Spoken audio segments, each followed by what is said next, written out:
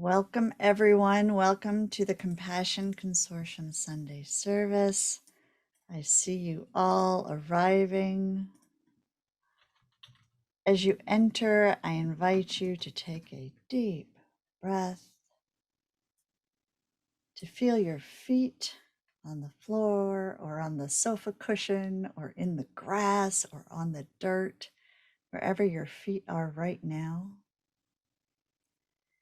And we're going to start today with just about a half a minute of natural silence, if you will, from the more than human world.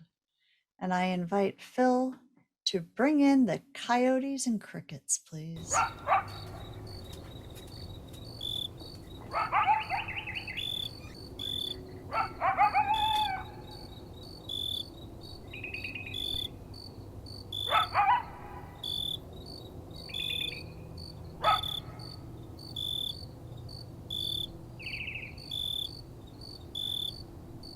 Okay, that was quick coyotes and crickets today. I'm a little worried that the coyote might have headed off to do something else there. May all beings be safe. Good afternoon and welcome to the Compassion Consortium Sunday service. I'm Reverend Sarah Bowen, an animal chaplain, interspecies minister. I'm joined today by the co-founders, Reverend William Melton, Reverend Erica Allison, Victoria Moran, and as usual, Phil is on the bridge driving for us. I'd also like to give a big welcome to our guest speaker, Reverend Dr. Russell Elleven, and our Compassion in Action guests, Camille and Bree the Rooster. And a warm welcome to all of you. We meet the fourth Sunday of every month, and we hope to see you often. Please do whatever you need to during the service here to keep yourself comfortable. And now I ask you to take another deep breath and to consider where you are joining us from today. Who's here? Who's around you? Who might you be aware of? Who might you not be aware of? Who might be crawling on the ceiling or under your home?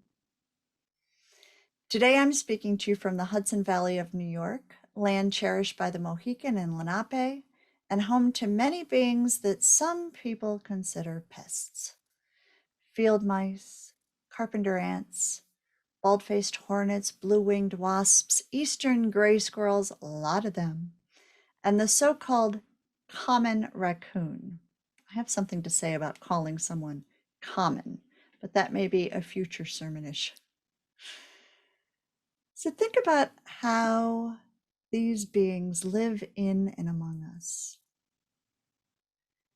I'm going to invite you to close your eyes and to think about how the following words feel to you, how they land in your mind, how they land in your body. Pest, nuisance, filthy, dirty, feral, invasive, unwanted.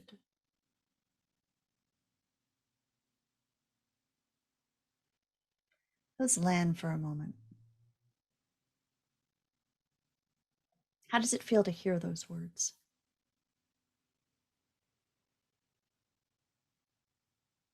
And then when you're ready, just gently open your eyes again. Here at the Compassion Consortium, each month we lift up a topic for reflection. And this is the topic we're going to talk about today.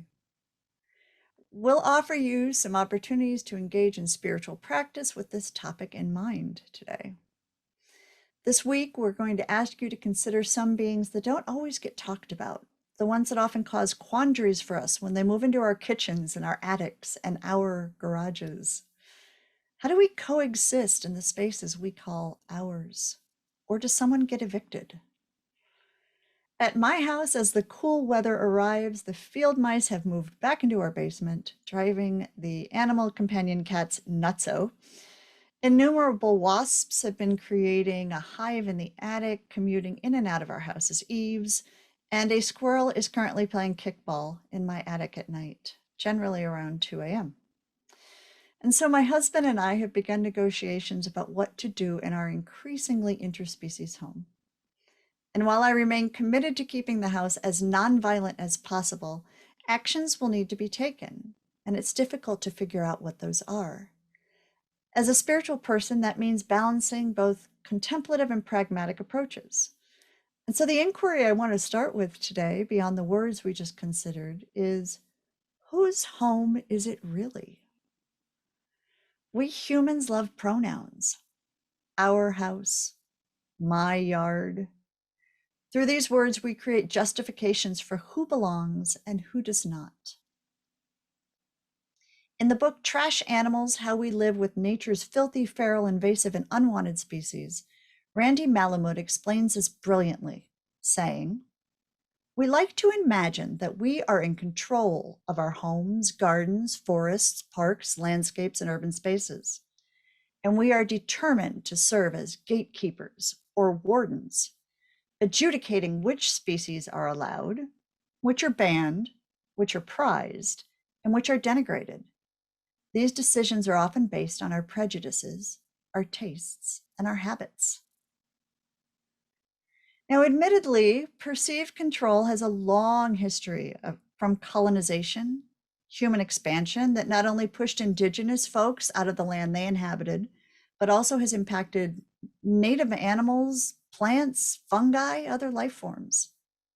And pest isn't a scientific classification. It's not determined by species. It's an anthropocentric judgment. So we can push that. We can question that. So what guidance do we have as spiritual people pursuing compassionate, nonviolent lives? It's said the Buddha instructed early nuns and monks to stop traveling in the midst of a monsoon so that worms, snails, frogs, and other rain-loving sentient beings would not be crushed under human feet. The Yin Chi Wen, a book of Chinese morality, offers this quote: "Whenever taking a step, always watch for ants and insects." The Quran says of bees, "And your Lord inspired the bee, saying, make your home in the mountains and on the trees and on the trellises." While interspecies ethics are much more complicated than a couple of few verses that I just pulled for you, we don't need to look too far to find concern for insects and other pests. Look at the Jain traditions, which specifically allow for avoiding the death of any of the creeping and the crawling. My Reiki master friend suggests having a conversation with unwanted insects, asking them to leave, appealing specifically to the queens. A Catholic friend offers a prayer to God from her garden. It goes something like this: "By your power, may these injurious beings be driven off so they will do no harm to anyone and will leave our fields and meadows unharmed." Although I'm a little curious about calling folks injurious beings, I appreciate that she'd like to drive them off rather than drive them underground. Moving to the material plane, I've received plenty of practical advice to strategically place peppermint, bay leaves, to plant mint around my house's foundation. I diligently capture mice and wasps in Tupperware and move them outside, and they come back, and I catch them in Tupperware, and I move them outside. And this can be a very laborious practice, especially when it comes to ants. And when it comes to the squirrels, and you all know by now how much I love squirrels, must just say I've kind of left them up there, and I'm not looking forward to what the insulation will look like in the spring. My husband also has a new item on his to-do list, which is fix the darn eaves. I acknowledge this is messy and frustrating, and it can be really hard when we have unwanted house guests and they refuse to leave what we call as our homes. And it can be hard to make judgments about where those beings should be relocated. I learned recently that mice should be relocated within 100 yards of where they live so that they're familiar with the area and know where to get food. Didn't know that before. So I'll wrap up by sharing with you something I watched recently in a classic interview with the Dalai Lama. He acknowledges this messiness. In the interview, He's asked, does reverence for all living beings mean that I shouldn't hit a mosquito who just bit me? Now, we're all familiar with these gotcha questions, right? But the Dalai Lama says, the first time a mosquito bites me, I may give him a little blood.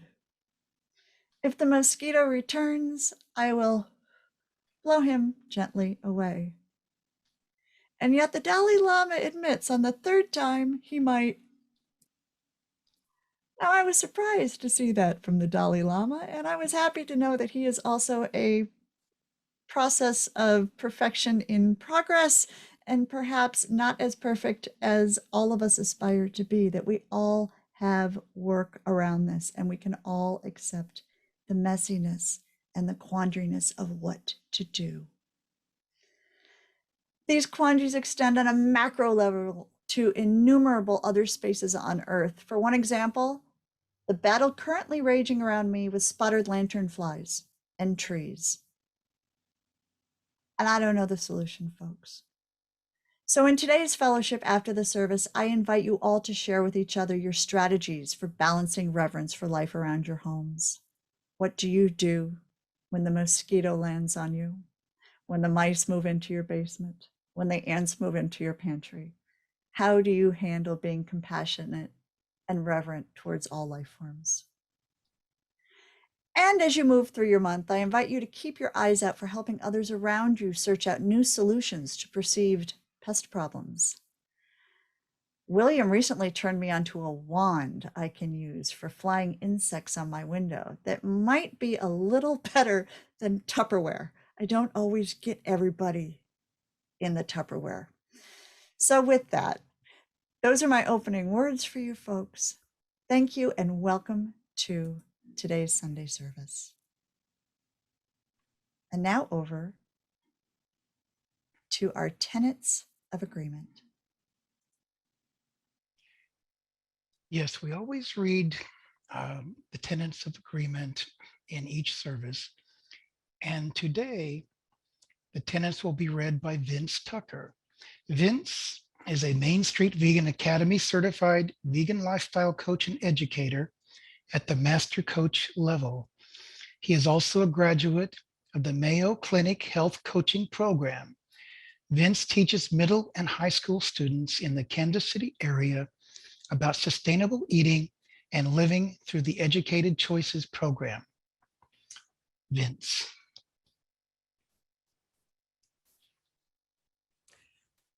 We acknowledge a divine force at the heart of the universe and in all living beings. We may refer to this force as God, but it is known by many names and appears in different forms or as formless. We recognize the common moral principles inherent within all wisdom traditions. We affirm that compassion, reverence for life, and nonviolence are fundamental to religious faith and moral philosophy and are to be extended to all sentient beings. We stand by the principles of inclusion, diversity, and equality, and hold these as essential in our human relations. And we hold that non-human animals are imbued with the same essence of life and love as our human animals, and that there is moral parity between us. We avow that humans do not own the earth, its resources, or its inhabitants, but instead must be involved in their protection and care. We endeavor to eat and live in a kind and sustainable manner, moving away from animal foods and animal-derived clothing, as well as any activities that cause harm to our fellow beings, human or otherwise. We aim to provide spiritual comfort, fellowship, and food for thought to those practicing or exploring a vegan lifestyle. We offer guidance and peer support for all those seeking a more compassionate and spiritual life. And we commit to sharing these principles freely with humility and respect in support of non-human animals and the earth. Thank you, Vince. I had the opportunity to meet Vince in person at the Vegan Spirituality Conference just a few weeks ago. So nice to see you on Zoom again. Right. Yeah, good to see you too, Erica. It's now time for our Song of Compassion. And this particular song for this month is going to be presented in honor of our special guest today, Reverend Russell, with permission of the Unitarian Universalist Animal Ministry. And it was written and is performed by singer-composer Anna Huckabee Tull. We hope you all enjoy. Please make yourself comfortable and take in these words and music of compassion.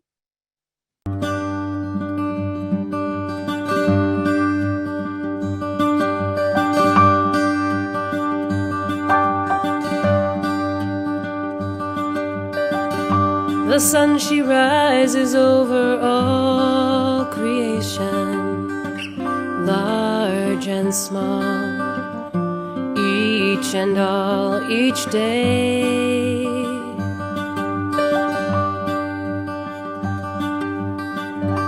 And when she rises over all creation, large and small, each and all, we hear her say that we are called to rise and feel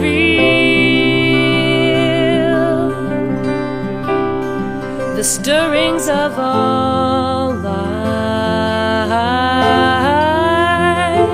right here in this world we call home, sacred life all around. What is our place here among all creation, where we are all gifted with this place? What do we say here among all creation with our deeds and with our ways? Do we dare to rise? Do we dare to see the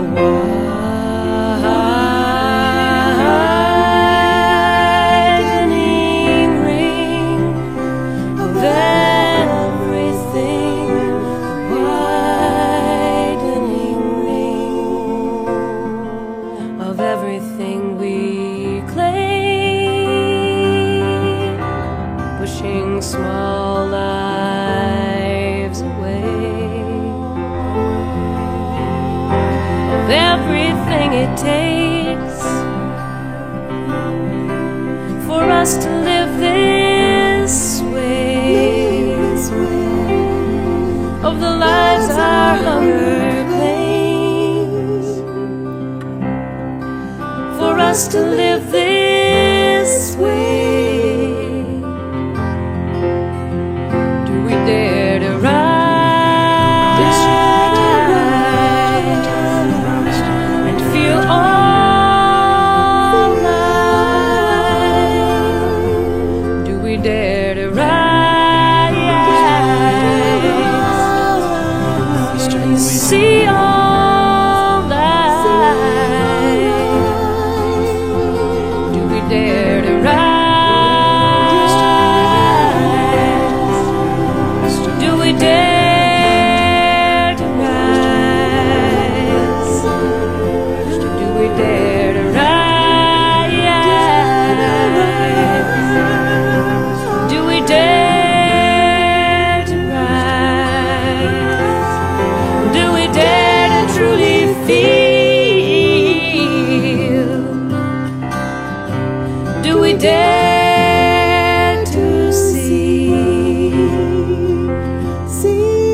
the way, see the way, dare to change, dare to change, see the way, see the way that the sun, she rises over all large and small, each and all, each day.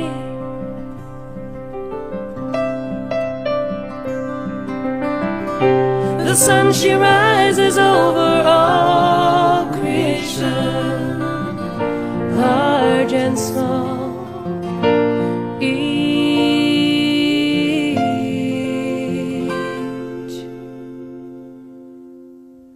and all.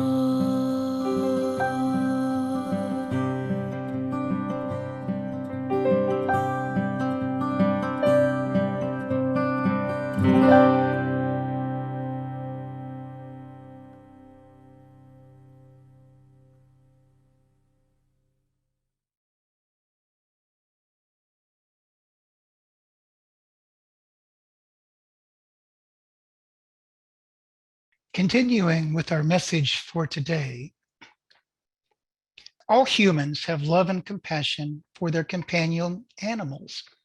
This is pretty easy.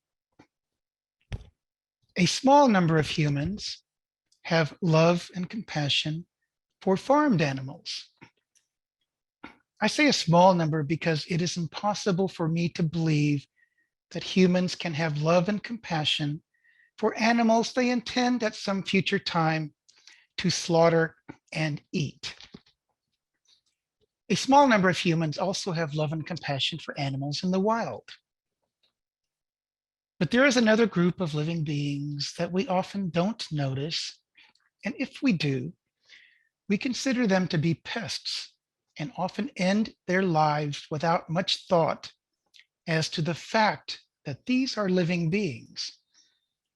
And whether they are defined as sentient or not, they are alive and they want to continue living.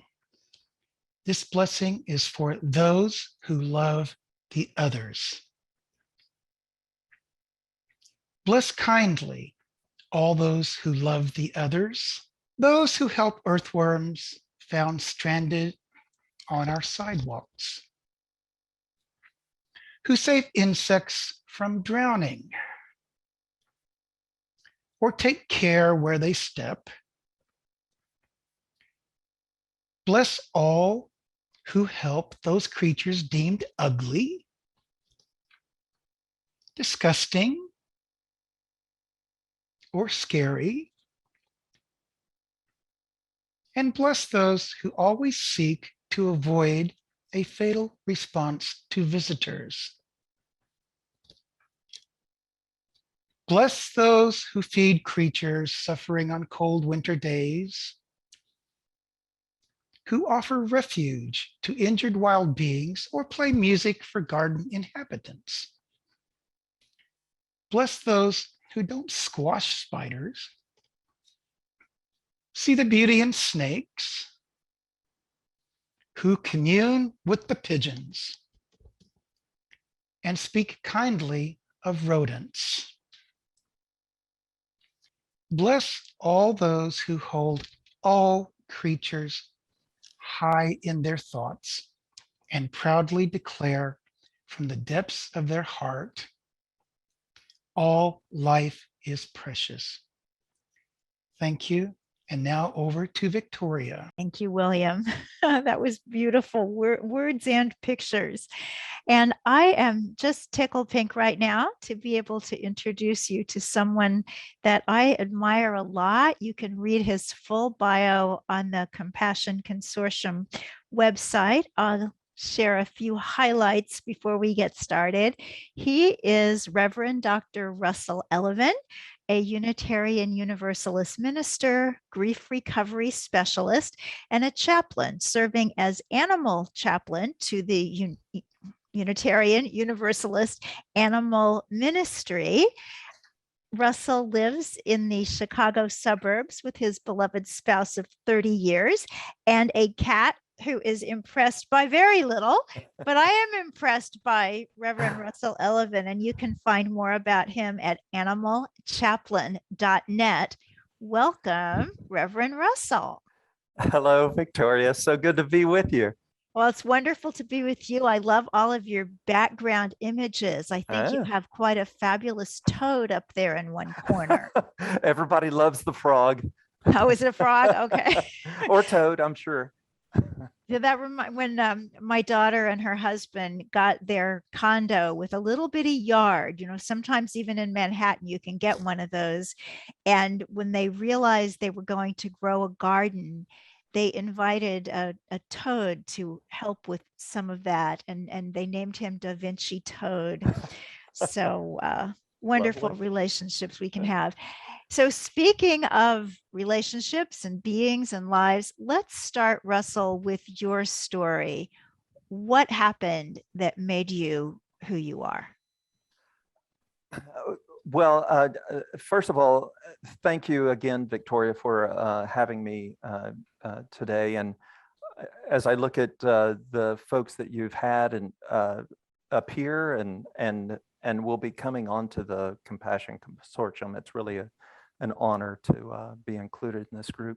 And I'll say that my story is not a typical Unitarian Universalist story, because I don't know that there is one. But I was born and raised in small town Texas, just a little bit south of Fort Worth. At the age of 13, I had bone cancer, osteosarcoma, and my left arm was amputated. I happened to be left-handed because my father was left-handed, so there was a little bit of increased difficulty there. But one of the things that came from that is the church family I had. I grew up Episcopalian and very close-knit congregational affiliation. And when I got sick, small town Texas rancher gave me a couple of cows to sort of nurse as I worked myself back to health as well. Unbeknownst to me, those two cows were pregnant at the time, and so I wound up with 4 animals. And when it came time to sell those, as we did in small town Texas, I was not very comfortable with that at all. We wound up selling the cows, and I became vegetarian very soon after that. I couldn't see, I didn't appreciate using animals for food. My mother was a nurse and decided that she was going to make sure that I got everything I needed health-wise. And I was vegetarian for a long time. I worked in higher education and was a professor. And I had this pull towards ministry that I'd had for some time, but I couldn't quite figure out how to be religious because I did not find myself to be very religious, even though I'd gone to divinity school straight out of college.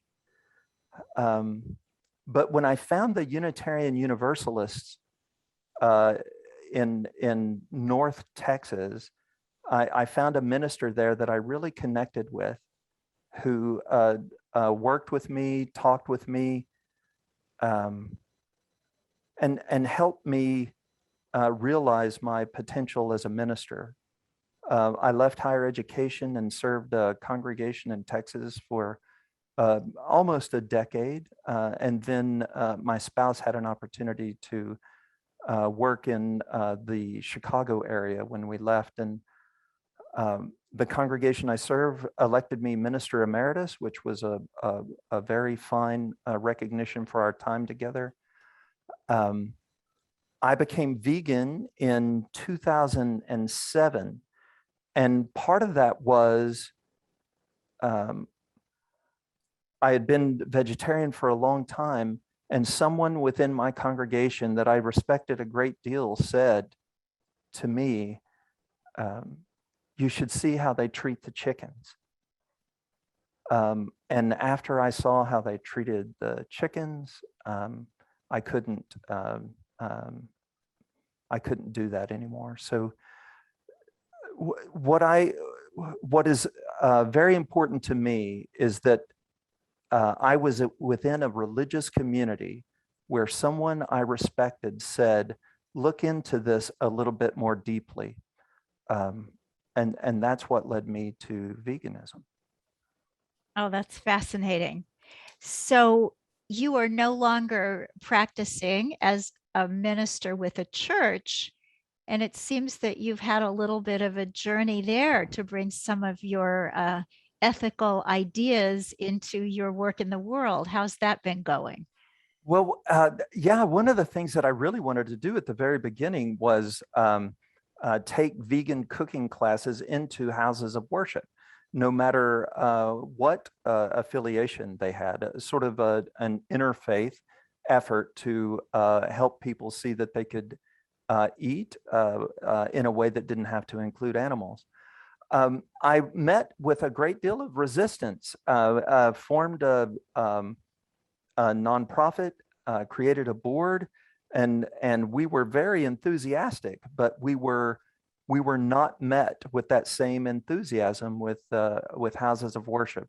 They didn't quite see their role in ethical eating.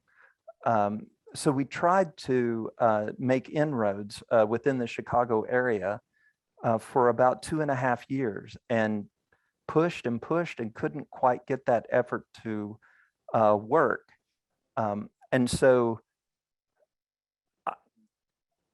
I just have continued to try to reformulate and try to do different things in order to get a vegan message out within Unitarian Universalism. And the Unitarian Universalist Animal Ministry is where I have landed, and doing work with creating pet loss support groups within UU congregations across the nation. So tell us a little bit about the UUs. I think we've all heard of Unitarians, but I'm not sure we all know what the beliefs are, what the history is. So educate us, former professor. Yeah.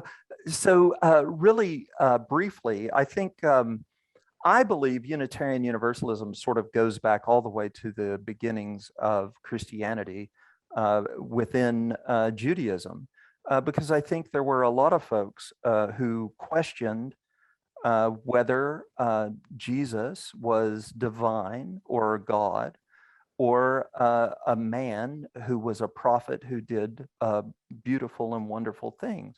I think that's been a conversation for a long time.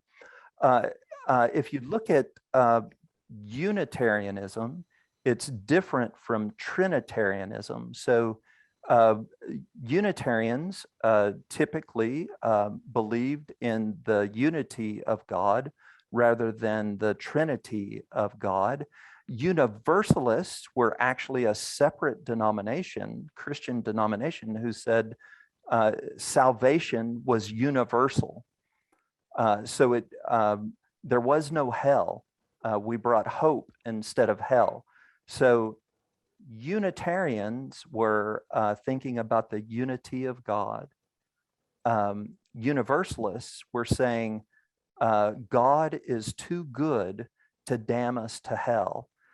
And both of these were progressive movements within the United States in the 1700s, early 1800s. And then in 1960, the two denominations merged together to form Unitarian Universalism. And our big thing, in my opinion, is the continual questioning of truth and reality.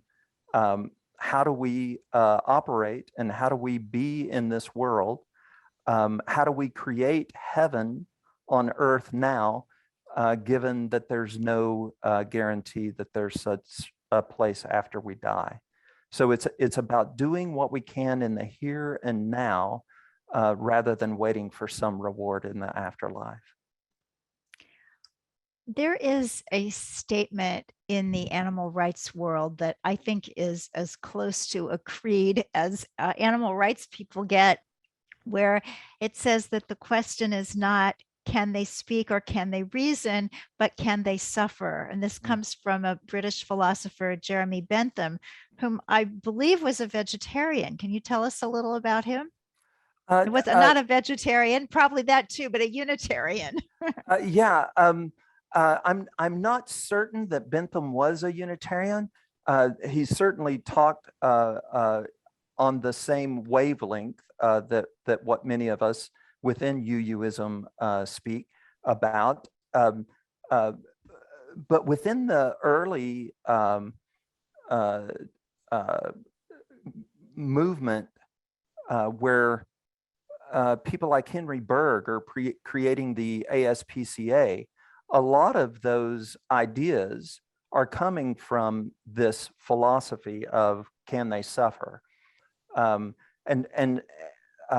Berg himself was connected with a Unitarian congregation in New York, and his work kind of flowed in some ways out of that. But this idea of can they suffer is really important as ASPCA, the humane societies begin forming in the United States. This idea of can they suffer is predominant. This is so interesting. I was doing a little bit of research about him, and one of the things I learned was that he made donations to a particular college where a lot of Unitarians went to study because Unitarians were not allowed at Oxford or Cambridge. And it's so interesting as we look at non-human beings and what they go through, and the history of just all kinds of human beings have been marginalized throughout history.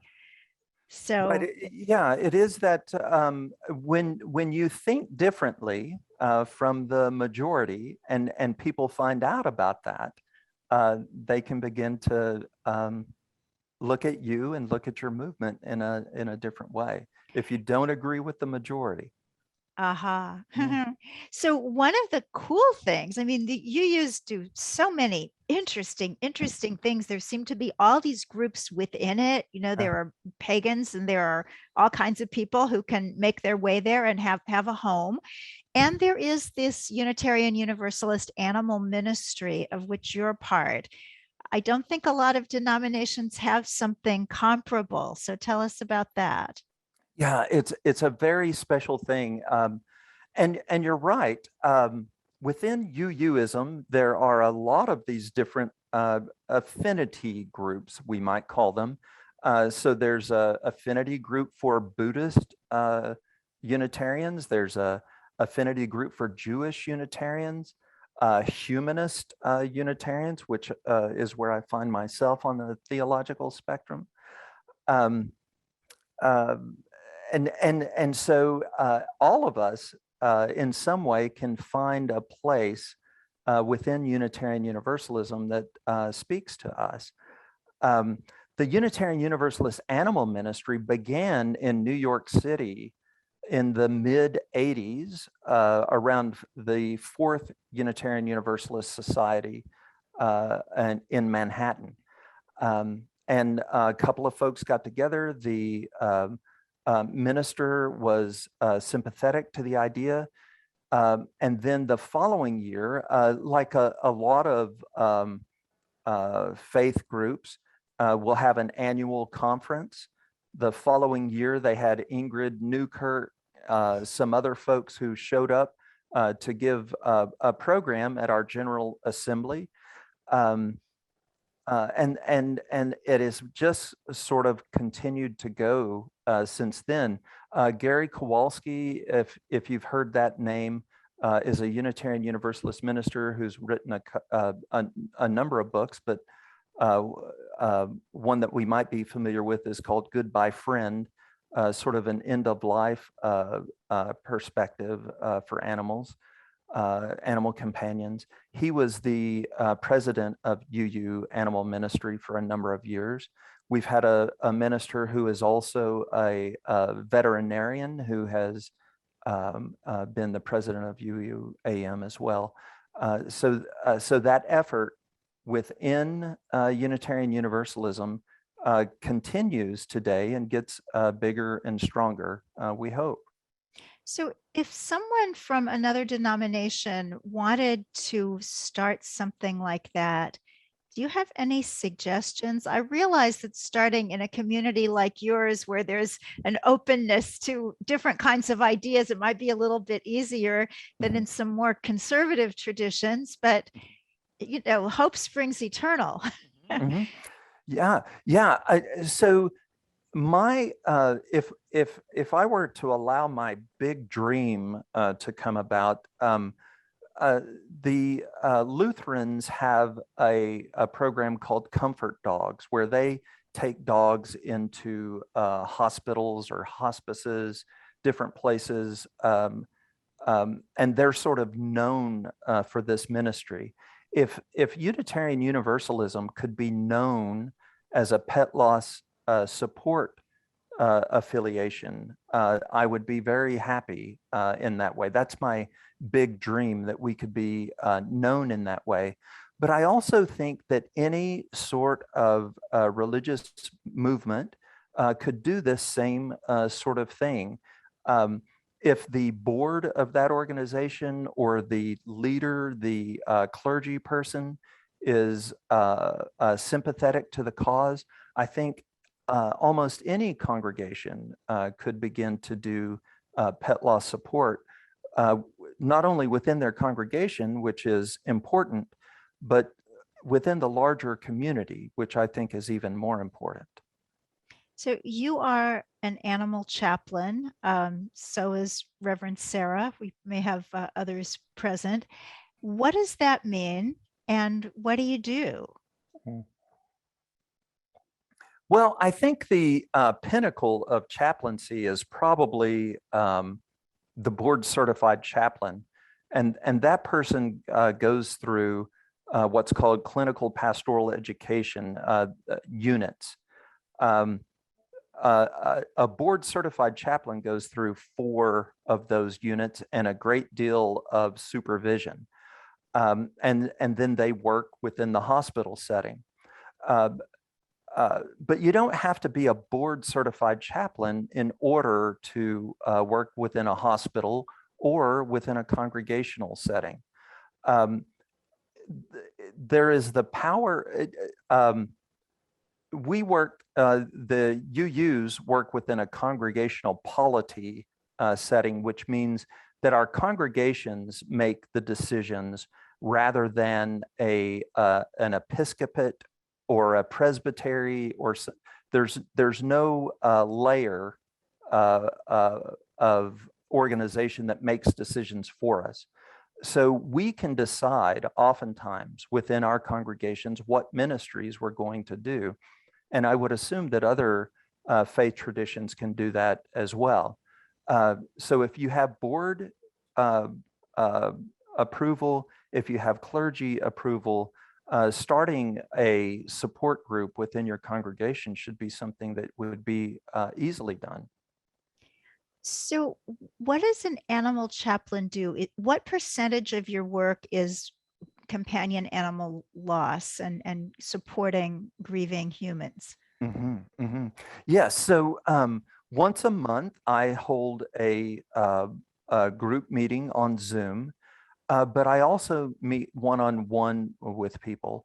There may be folks who don't want to initially go into a group setting. There may be folks who their hurt is so deep that they need some specialized attention. I think chaplains need to be very aware of their limitations so that they don't try to do too much. I mean, if someone is having a very difficult mental health experience around loss of their animal companion, they may often need more help than what a chaplain can offer, but the chaplain's going to have that as a resource. Here's how I can get you some additional help. So I would say that there is the overall meeting that I do once a month. There is also individual meetings that I do with folks. And then there is work that I do within the UU Animal Ministry with meetings and board time and things of that nature. So, what's it like to counsel someone who loved their dog or cat or bird or ferret, but invites you over for wine and cheese? Mhm. Mhm. Yeah, that's such a good question, Victoria, because I can almost guarantee that if you work with people in this capacity, you're also going to work with folks who, um, uh, if I'm vegan and my expectation is that others are vegan, I'm going to be disappointed quite a bit. And a chaplain's job, in my opinion, is to meet somebody where they are. I am not trying to create a new vegan when I'm talking to someone in grief. I'm not trying to create a new Unitarian Universalist when I'm talking to someone who is in grief. I'm doing my best to be where she or he or they need me to be in order to hear their story. People these days don't get listened to very deeply, very often. And to me, that's what chaplains do a great deal of, is being present with somebody and listening very deeply. It's not, in my opinion, an opportunity to change somebody else. It's an opportunity to meet somebody where they are, even if that's different from where I am. So, Russell, there are 56 people gathered here, and I'll bet that just about every single one of us has lost an animal companion and will in the future. So talk to us, especially if there's anybody here for whom that loss is recent. Yeah, it's one of those things, Victoria, that we even know at the very beginning of a relationship, more often than not, that we're going to outlive this animal companion. So it is almost that we go into the relationship knowing in some ways how it will end. What society does a very poor job, in my opinion, of recognizing this grief. Our grief is often disenfranchised by the larger community that says, this is only a dog, this is only a cat, you should get over this, you should be over this by now. And what comes from meeting in a group of people who have experienced this kind of loss, it can be overwhelming kind of support, where you feel heard for the first time. You feel like other people understand your grief in a way that other folks do not. And so what I would say to somebody who is experiencing this is that it's not necessary for you to do it alone. You don't have to go through this process alone. And there are lots of people who would like to help you through the process and help you get to the other side in a way that really respects who you are and really respects who your companion was. Well, we have 2 minutes. If you have 2 minutes to share with all of us, what's your vision, what's your hope, what's your prayer, let us know. Yeah, yeah. You know, my hope is within our own Unitarian Universalist uh, sphere of influence, is that we continue to raise the question of where animals fit into our lives.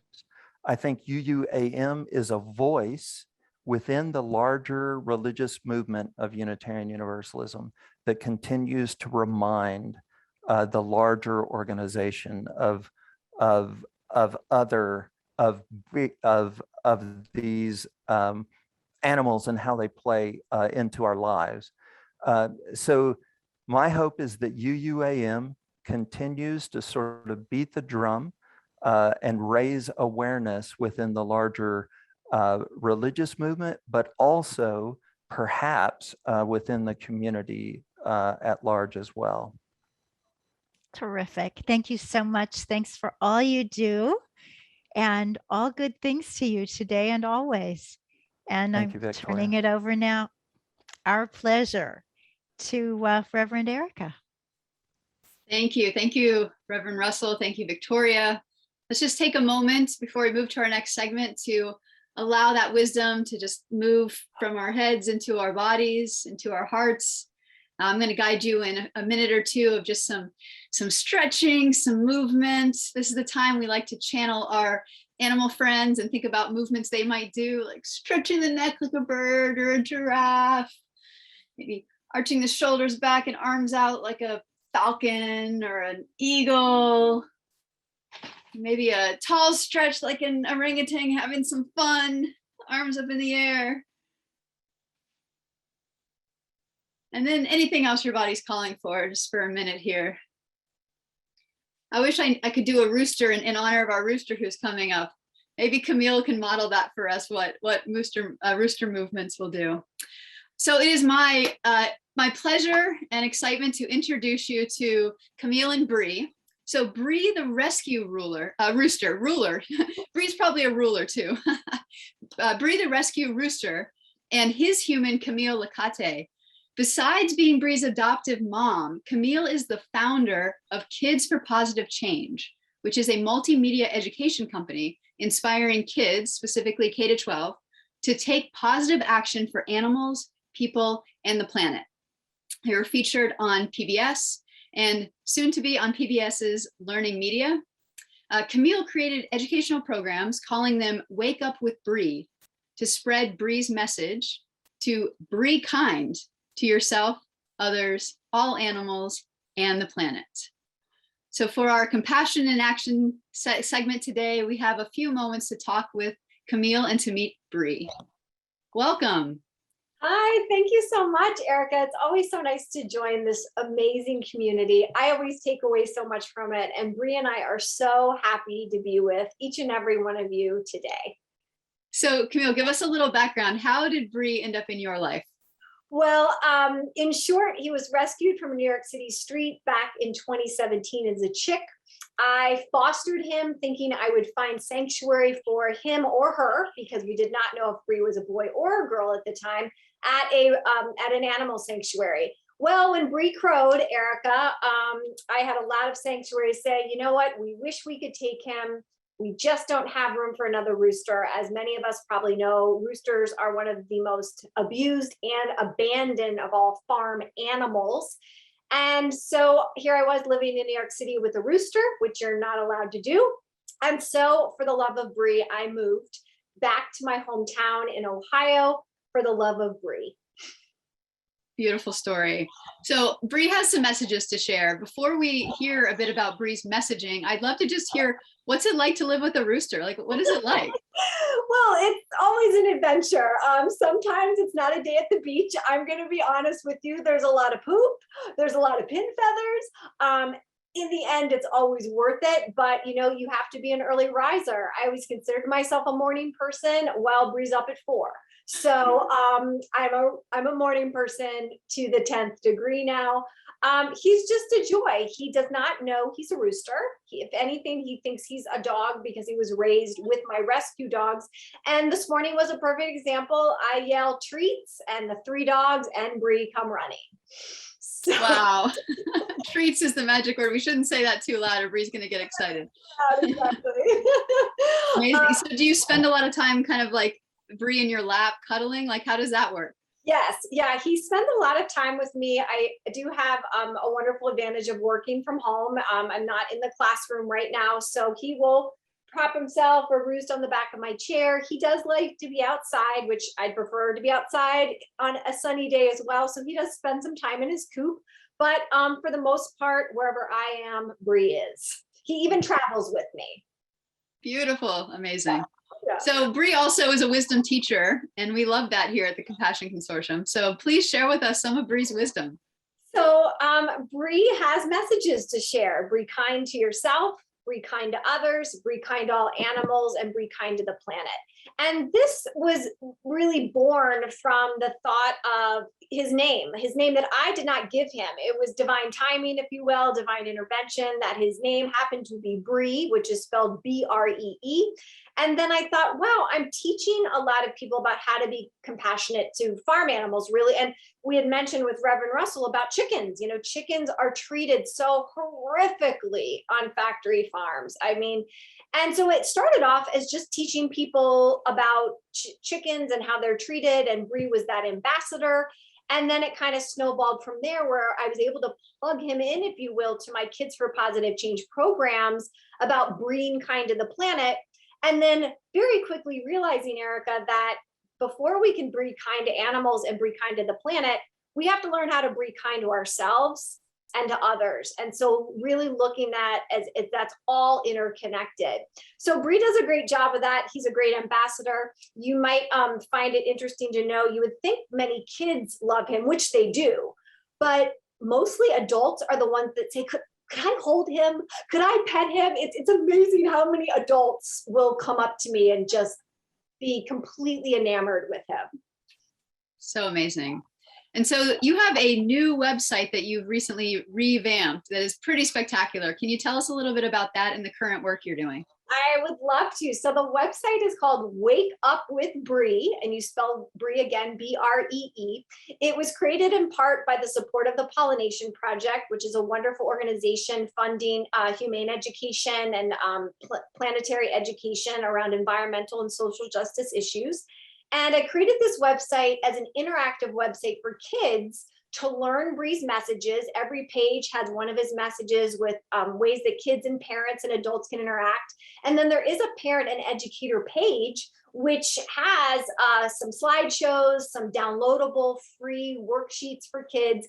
And you can always sign up for Bree's newsletter to receive monthly messages from Bree and me.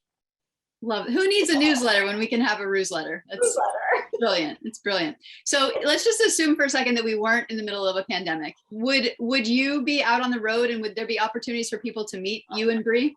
Absolutely. So our base is here in Ohio. We will go into classrooms, but we have traveled to Maine, New Jersey, New York mostly, because I work a lot in New York at schools. We did actually meet Reverend Sarah this summer. We were at Catskill Animal Sanctuary, and we've actually done presentations at Catskill Animal Sanctuary. So once we're able to travel more freely again and gather together in large groups, you'll definitely see more of Bree and me at events. Amazing, amazing. So just knowing this segment is compassion in action, can you give a summary here of like, how is this your example of compassion in action? How does what you do in the world tie into this idea of compassion in action? You know what? Compassion starts with the heart. That's what I always think about when I think about the word compassion. And I truly believe it's about opening people's hearts. So many people's hearts are closed because of sadness or trauma, or just simply lack of knowledge, right? They don't know what's happening. So compassion to me, and my purpose with Bree, is to simply open people's hearts, share with them maybe some of the darker things that are happening in this world, but doing it in such a way where it's positive and it makes them want to care. It makes them love themselves and love helping and empowering them to truly make a difference. Beautiful. Thank you so much for being with us today and sharing your compassion in action and inspiring all of us to find additional ways for us to be compassionate in action in our daily lives. Thank you so much. Nice to see you again. Always good to be with you. Thank you so much. Awesome. So now over to Reverend Sarah for our prayers. Thank you, Erica. Thank you, Camille and Bree. I always get ahead of Ram Dass whenever Bree's around and have to say, Bree here now. And I think because I'm thinking that, I have to amusingly admit that there's a tiny flying one who's been coming around and landing on my nose and my forehead today, and I think has something to tell me about that introductory Dalai Lama story. So I think during fellowship, I may be having a talk with a small flying one. At this point in our service, at the end, as we wrap up, we like to bear witness to the joys and the challenges of the humans and the other than humans and the plants and the soil and the water and geez, just everything, right? Everything that's going on. And we do that in a lot of different ways through a lot of different practices and rituals. And today I'm just delighted to have Reverend Dr. Russell join me today. So Phil, if you can bring Russell up, that would be fabulous. And after that, if you could also make sure to open up the chat room so that everybody has the ability to chat as we get going here, that would be great. And while we're getting all of that housekeeping done, I invite everyone to take a deep, deep breath. Always returning to the breath. We've been listening with our ears and we've been looking with our eyes a lot. And so right now, returning to the beingness within each of us, being here now. Take another breath.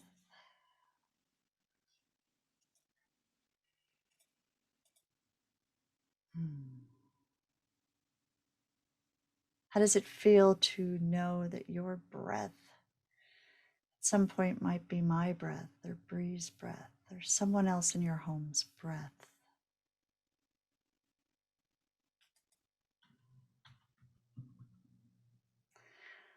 All right, and now I'm going to hand it over to start our practice to Russell. What we're going to do today is start with a little bit of poetry, which will lead us into a little bit of a practice of imagination. Russell, the floor is yours. This is from Walt Whitman's Leaves of Grass. It's a particular poem within Leaves of Grass called From Song of Myself. I think I could turn and live with the animals. They are so placid and self-contained.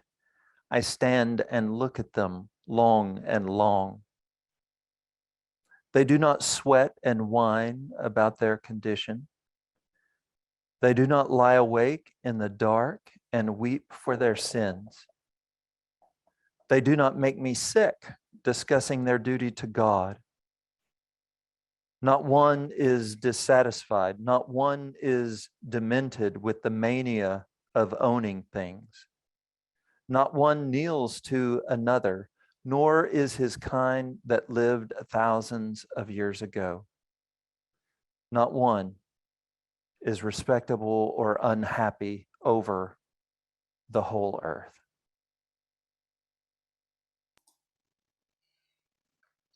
Take a deep breath. I'm going to ask you to gently close your eyes if you're willing, if it's comfortable. I want to play with these words that Russell has brought to us through Walt and the history of that thought. What might it be like to drop our incessant need to consume? Imagine that in your mind. What might it be like to drop our harmful hierarchies of power? What does that look like? What does that feel like? What color is that? What emotion does that bring? What might it be like to cease using the word pest? Just drop it right out of our dictionary. To remove the word unwanted, filthy, when speaking of other beings. And what might it be like if every being, every living thing, every physical entity, every metaphysical entity had a place of its own on the planet and could cohabitate with everyone else, non-violently, peacefully? What if there was no scarcity?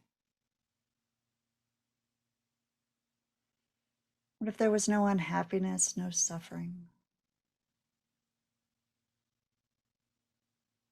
Take a breath. What would that be like?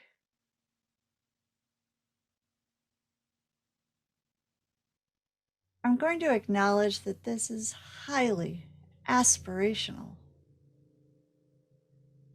And at the same time, it's highly inspirational, perhaps. If we can't envision it, I don't suppose we have much hope of bringing it forth. We need to be able to envision and work towards what we feel deeply inside might be compassionate. That is our compassion in action.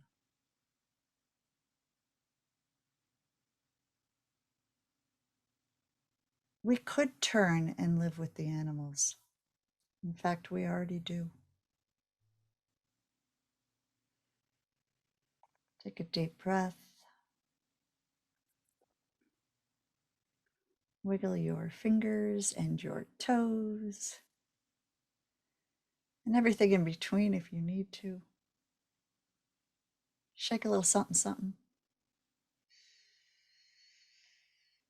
And as we close in our chat today, what I want to invite you to do is to add in the name or the species or the habitat or the person or the animal or the insect or the rock or the whatever, the body of water that you would like to lift up today. What do you want to lift up that needs our intention? Whose voices are not heard? Russell said today that a lot of the work that he does is deep listening, that people are not heard. Part of that listening means acknowledging all of the voices that are out there. The little one buzzing around me right now saying, come on, lady, get over with it. Let's have a chat about that Dalai Lama. You can enter that in the chat. All of these beings. We offer hope for Deborah. We remember Colin, who passed away, and Alma, who's in the hospital and needs our prayers, Missy and Yvonne. The Mackle River, I hope I pronounced that, all of the beings who depend on it, from Gail. Nice to see you, Gail. The eagle who was hit by a vehicle. Thank you, Reverend Sally. Prayers to this being. To the field mice and raccoons, to the worms, to the cockroaches, yes, even the cockroaches. The raccoon in Jennifer's backyard and the poor elk, yes, the Tool elk. Casey the Yorkie, who's terrified. Courage, courage, courage for you, Casey. The Cape seals in South Africa, the abused animals at the space farms in New Jersey. All of these. Oh, the sacred butterfly who lost her wing, Lisa. You brought her to a garden for a sacred send-off. Or perhaps she's flying around on one wing. I'd like to hear the rest of that story sometime. Paula the cottontail rabbit. All of these beings, all these beings in the chat. Take another deep breath, folks. And as I do every month, I would like to lift up for compassion the prairie dog colony threatened by the expansion of Comcast cable in Colorado. That's a lot of C's. I freaking love prairie dogs. So this one is very, very near and dear to my heart. They need our help. I will put their link in the chat. Please help the prairie dogs and all the other folks who in defense of animals helps us, and all the work that you are all individually doing out there. We offer these words up to the universe, to the something else, to the being greater than ourselves, or the beingness which we all share. Any and all of this form or formless, outside or inside of us, all of it. And Phil, if you could bring up our shared closing blessing. If you would all read along with me as Phil does this. May all creatures everywhere be happy and free. May the thoughts, words, and actions of our lives contribute to this happiness and this freedom for all. May it be so. Amen. So mote it be.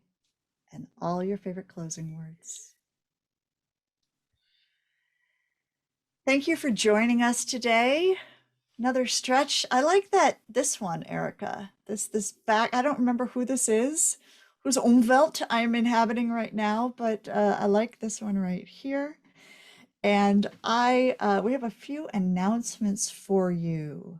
So William, I believe you're gonna start us with a couple of announcements. Please don't head out yet.